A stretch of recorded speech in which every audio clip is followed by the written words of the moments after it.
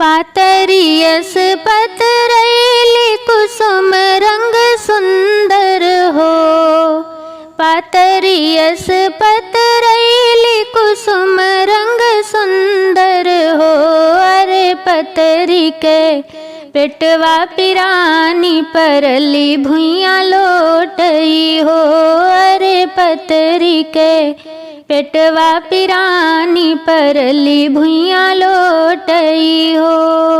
तुही मोरी ननदी से ननदी तुहिन मोरी सब कुछ हो।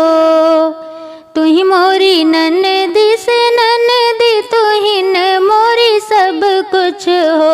ननदी तनियापन बिरना बोलऊ तू दर्द मोरा बाटे हो।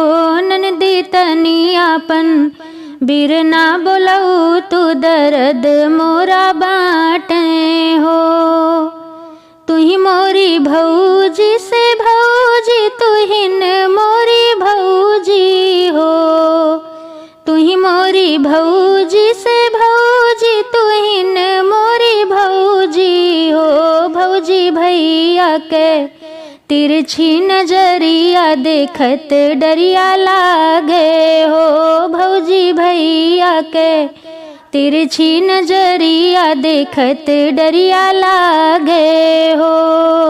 तुही मोरी ननदी से ननदी तुहिन मोरी सब कुछ हो।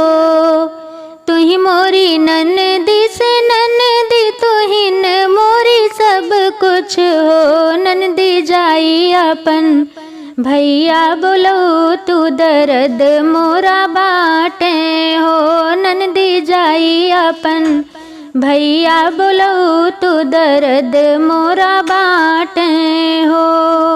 भैया जे बैठे अभिसिया तो बहिनी बोलावे हो। भैया जे बैठे अभिसिया तो बहिनी बोलावे हो। भैया भौजी माँ हल कुछ काम तो तुह का बोलावे हो। भैया भौजी माँ हल कुछ काम तो तुह का बोलावे हो। एक गोड़ धैले ओ सरवा दूसर दरवजवा हो। एक गोड़ धैले ओ सरवा दूसर दरवजवा हो। पियवा झपटी के गए गज ओ बरका हो रानी कुशल हो। पियवा झपटी के गए गज ओ बरका हो रानी कुशल हो। तुही मोरे पियवा से पियवा तुहिन मोर सब कुछ हो।